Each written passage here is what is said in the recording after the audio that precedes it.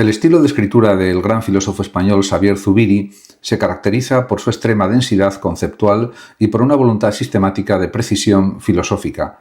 No se trata de un estilo ornamental ni literario en sentido clásico, sino de un lenguaje construido para capturar con rigor la estructura de lo real.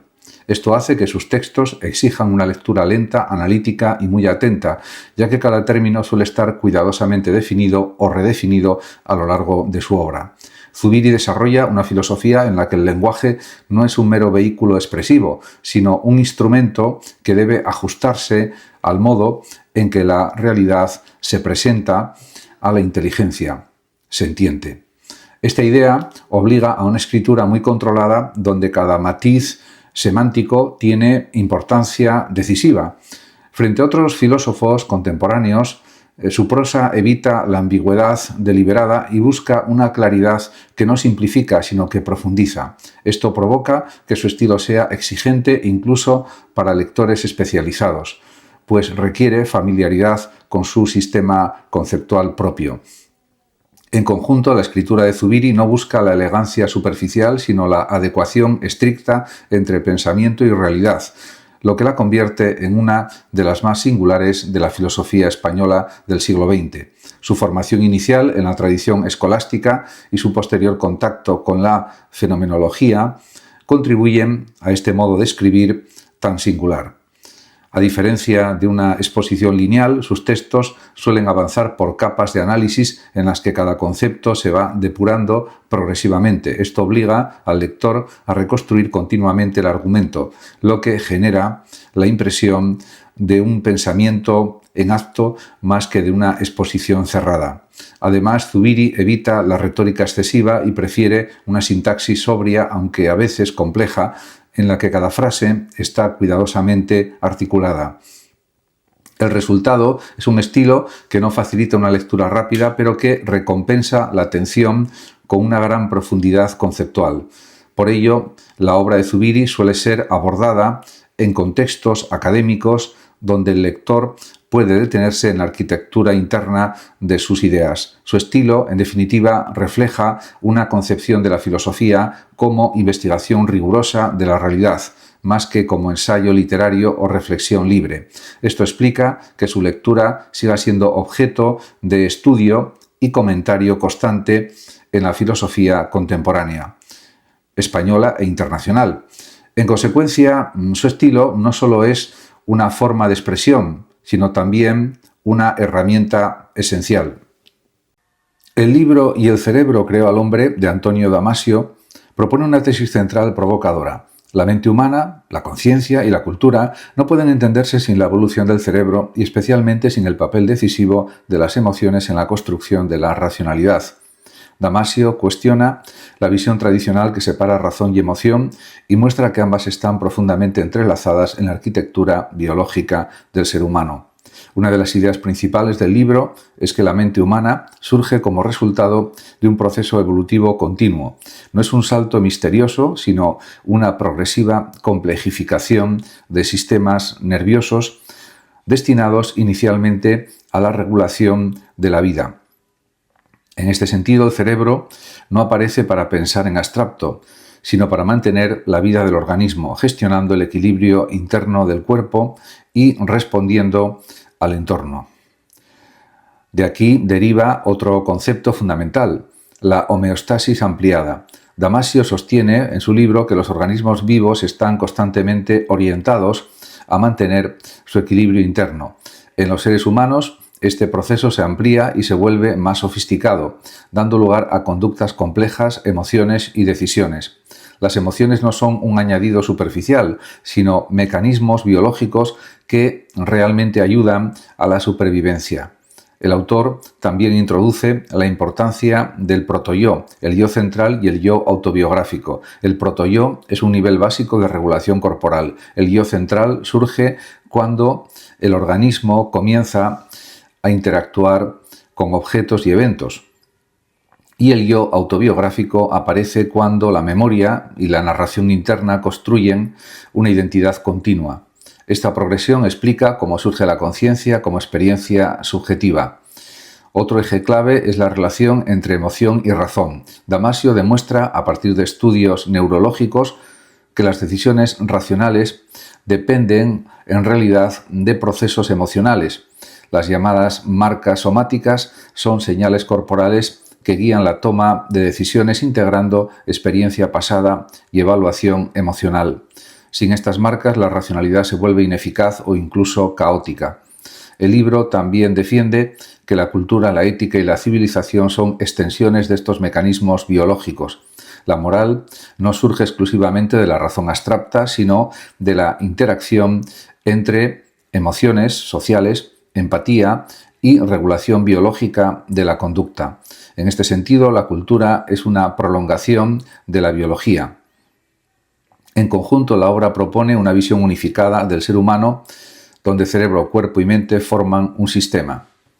El libro Estudios sobre el amor de Carlos Gurméndez es una reflexión filosófica sobre la naturaleza del amor, entendida desde una perspectiva existencial y crítica. Lejos de idealizarlo como un sentimiento puro o espontáneo, Gurméndez analiza el amor como una experiencia compleja, atravesada por tensiones, conflictos y condicionamientos sociales. Una de las ideas centrales del libro es que el amor no puede reducirse a una emoción simple ni a un impulso natural.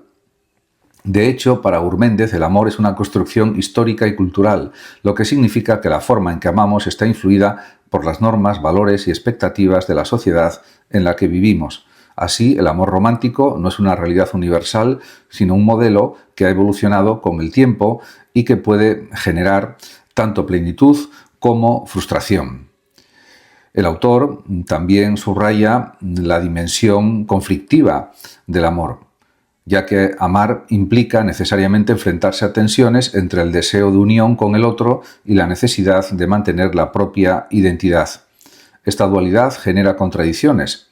Se busca la fusión emocional, pero al mismo tiempo se teme la pérdida de autonomía. El amor, por tanto, no es un estado de armonía permanente, sino un proceso dinámico en el que intervienen fuerzas opuestas. En este sentido, otro aspecto clave es la crítica a la idealización del amor. Gurméndez cuestiona la tendencia a concebir el amor como una especie de solución total a los problemas humanos. Y esta visión idealizada puede llevar a expectativas irreales y, en consecuencia, a la decepción. El autor propone una mirada más lúcida que reconozca tanto las posibilidades como los límites del amor. Asimismo, el libro analiza la relación entre amor y deseo. Gurméndez señala que el deseo es un componente esencial del amor, pero también una fuente de inestabilidad. El deseo tiende a cambiar, a desplazarse, lo que introduce una dimensión de incertidumbre en las relaciones. Comprender esta dinámica es fundamental para evitar concepciones rígidas o ilusorias del vínculo amoroso. Finalmente, el autor plantea que el amor puede ser un espacio de conocimiento. A través de la relación con el otro, el individuo se descubre a sí mismo, reconoce sus límites y posibilidades también, y se enfrenta a su propia vulnerabilidad.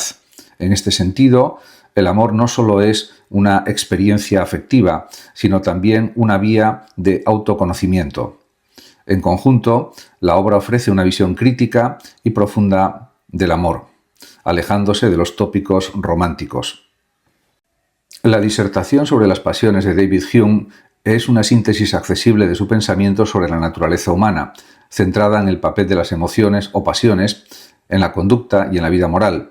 Frente a la tradición racionalista que situaba la razón como guía suprema de la acción, Hume propone una tesis provocadora: la razón no gobierna nuestras acciones, lo hacen las pasiones. En este libro, una de las ideas principales es que la razón tiene una función limitada.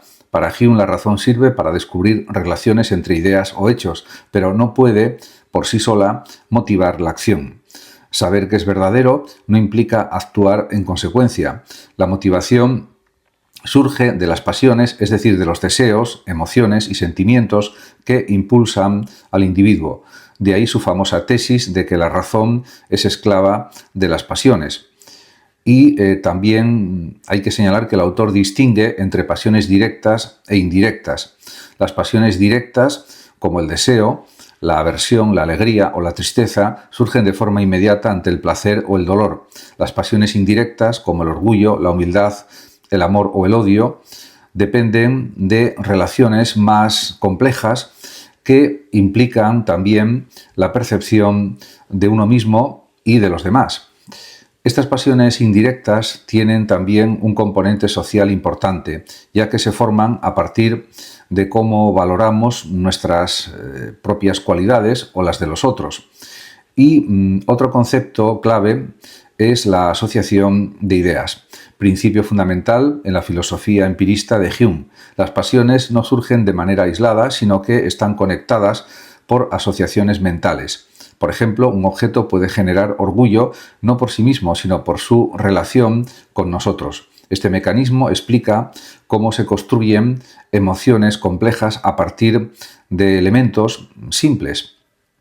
Y también Hume subraya el papel de la simpatía, una capacidad natural que permite a los seres humanos compartir y comprender las emociones de los demás. Gracias a la simpatía, las pasiones no son puramente individuales, sino que tienen también una dimensión social. Este concepto es fundamental para su teoría moral, ya que explica cómo podemos preocuparnos por el bienestar ajeno. En conjunto, la obra plantea una visión del ser humano como un ser fundamentalmente emocional, donde la razón ocupa un lugar secundario. Esta perspectiva tuvo una gran influencia en la filosofía posterior, al cuestionar la primacía de la racionalidad en la ética y en la conducta. El libro Ética para náufragos de José Antonio Marina plantea una reflexión profundamente práctica sobre cómo orientarse moralmente en un mundo complejo, incierto y en muchos aspectos desestructurado. La metáfora del náufrago no es casual. El autor parte de la idea de que el ser humano contemporáneo vive sin referencias claras, como alguien arrojado al mar sin mapa ni brújula, obligado a construir su propio criterio ético. Una de las ideas centrales del libro es que la ética no puede basarse únicamente en normas heredadas o sistemas cerrados. Marina propone una ética construida desde la inteligencia, entendida no solo como capacidad racional, sino como la habilidad para dirigir bien el comportamiento. La inteligencia ética consiste, por tanto, en saber elegir bien, actuar con responsabilidad y prever las consecuencias de nuestros actos. El autor insiste en que la ética no es un lujo intelectual, sino una necesidad vital. En un entorno donde las tradiciones han perdido fuerza y las certezas se han debilitado, cada individuo debe asumir la tarea de pensar por sí mismo. Esto no significa caer en el relativismo absoluto, sino desarrollar criterios sólidos que permitan distinguir entre lo que mejora la vida humana y lo que la degrada. Marina defiende una ética orientada a la felicidad, pero entendida como una felicidad inteligente, que integra el bienestar personal con el respeto a los demás. Y también otro eje fundamental del libro es la importancia de los proyectos vitales. Para Marina, la ética no se reduce a decisiones aisladas, sino que tiene que ver con la construcción de una vida con sentido. El ser humano necesita metas, direcciones, narrativas que den coherencia a su existencia. Sin ese proyecto, la vida se fragmenta y pierde orientación, lo que refuerza la sensación de naufragio. Además, el autor subraya el papel de las emociones en la vida moral. Lejos de oponer razón y emoción, sostiene que ambas deben integrarse. Las emociones pueden ser guías valiosas si están educadas, pero también pueden llevar al error si no se comprenden. Por ello, la educación ética implica también una educación emocional. Finalmente, Marina plantea también que la ética tiene una dimensión social ineludible. No basta con buscar la propia felicidad, es necesario contribuir a una convivencia justa. La ética, en este sentido, es también política porque afecta a la organización de la sociedad y a la calidad de las relaciones humanas. El libro Las Confesiones de Agustín de Hipona constituye una de las obras más influyentes de la tradición occidental, tanto por su contenido filosófico y teológico como por su carácter profundamente introspectivo. Escrito en forma de diálogo con Dios, no es solo una autobiografía, sino una reflexión sobre la condición humana, el tiempo, la memoria y la búsqueda de la verdad. Una de las ideas centrales del libro es la búsqueda de Dios como sentido último de la vida. Agustín relata su juventud marcada por el deseo, la ambición y la inquietud intelectual, mostrando cómo ninguna de esas experiencias logra satisfacerle plenamente. Esta insatisfacción constante se convierte en el motor de su búsqueda espiritual. Su famosa idea de que el corazón humano está inquieto hasta que descansa en Dios resume esta experiencia. El ser humano busca una plenitud que no puede encontrar en lo material. Otra idea fundamental del libro es el análisis del pecado y la voluntad. Agustín no entiende el pecado solo como una falta moral externa, sino como un desorden interior. El ejemplo del robo de las peras, aparentemente trivial, sirve para mostrar cómo el ser humano puede actuar mal no por necesidad, sino por el simple gusto de hacerlo. Esto le lleva a reflexionar sobre la debilidad de la voluntad y la dificultad de hacer el bien, incluso cuando se reconoce como tal. El libro también desarrolla una profunda reflexión sobre la memoria. Agustín la describe como un espacio interior inmenso donde se almacenan recuerdos, conocimientos y experiencias. La memoria no es solo un archivo del pasado, sino un elemento clave para la identidad personal y para la relación con Dios. A través de ella, el ser humano puede reflexionar sobre su vida y orientarse hacia la verdad. Otro aspecto destacado es su concepción del tiempo. Agustín plantea que el tiempo no existe de forma objetiva, tal como lo percibimos, sino que está ligado a la experiencia humana. El pasado vive en la memoria, el presente en la atención y el futuro en la expectativa. Esta reflexión anticipa debates filosóficos posteriores y muestra también la profundidad de su pensamiento. Finalmente, las confesiones presentan la conversión como un proceso gradual, no como un instante aislado. Agustín describe su paso por distintas corrientes filosóficas y religiosas hasta llegar al cristianismo, subrayando que el cambio interior requiere tanto reflexión como la ayuda de la gracia divina. En conjunto, la obra es un viaje interior que combina autobiografía, filosofía y teología.